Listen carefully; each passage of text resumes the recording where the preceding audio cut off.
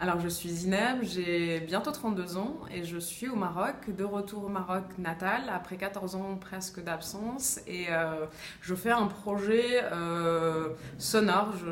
Je pars dans 8 villes différentes à la rencontre des femmes, mais aussi des hommes qui font pour moi aujourd'hui le Maroc. Enfin, en tout cas, à travers eux, je rencontre un Maroc que je ne connaissais pas. Qu'est-ce que tu cherches dans ces portraits? Je cherche à la fois de faire un peu le portrait du Maroc d'aujourd'hui, donc du Maroc actif, engagé, artiste, militant peut-être, mais aussi ordinaire, mais qui a à la fois une vision lucide de son Maroc et, et consciente de sa vie. Voilà. Moi, je ne rencontre pas le pays, je rencontre les personnes, et c'est à travers ces personnes que je fais petit à petit peut-être le portrait qui est forcément subjectif, qui est forcément à travers ces récits-là.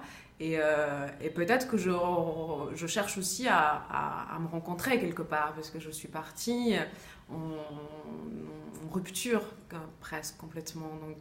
Donc je cherche des bouts de puzzle chez chaque personne pour faire mon propre puzzle probablement, je sais pas. À ces personnes, tu as demandé qu'est-ce que c'est le bonheur pour vous.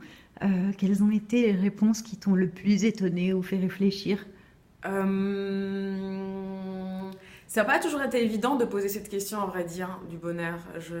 J'essayais de la poser à la fin de la rencontre, quand je sentais que c'était possible de questionner un concept qui est peut-être occidental aussi, et que le poser dans le contexte marocain, à certaines femmes notamment, c'était comme peut-être les offusquer par moments aussi. Et à celles à qui j'ai posé la question, certaines m'ont répondu juste d'être en paix et d'être un peu peut-être juste dans la vie, enfin, dans la survie de la vie, plutôt que d'être dans le bonheur. En fait, le bonheur serait presque juste essayer d'avoir les conditions de vie.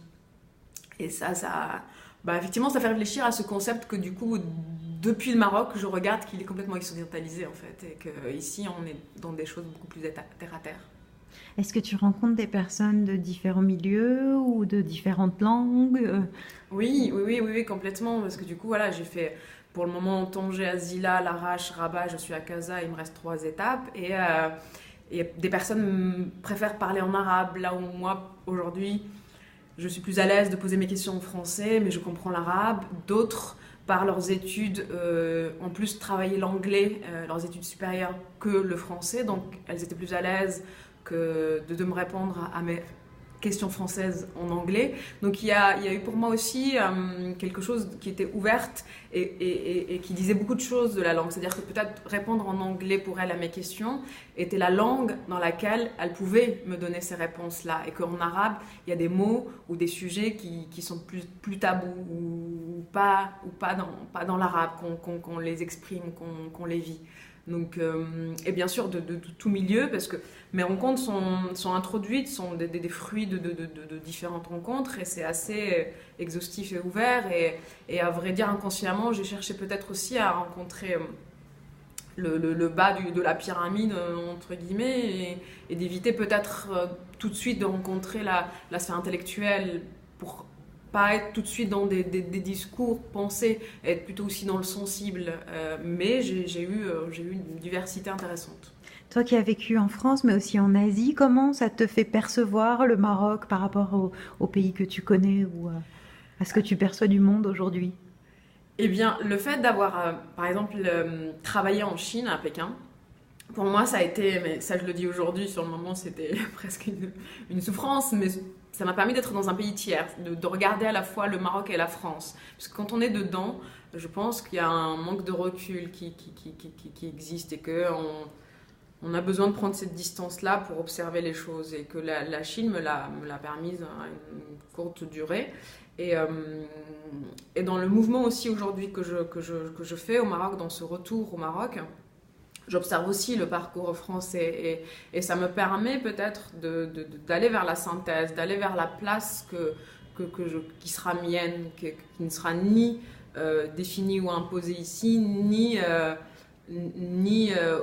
enfin, oui, automatisée dans un parcours qui doit être sur des rails en France. Donc ça me permet de voir que je vais peut-être piocher le meilleur de chaque pays, le meilleur de chaque culture, le meilleur de chaque partie de mon parcours et de peut-être envisager la suite plus sereinement. Et pour toi, c'est quoi le bonheur? Le bonheur, je pense, ça serait de réussir à être soi, de réussir à être soi dans un environnement qui permet d'être apaisé, d'éprouver ses choix de vie personnels et professionnels de manière sereine.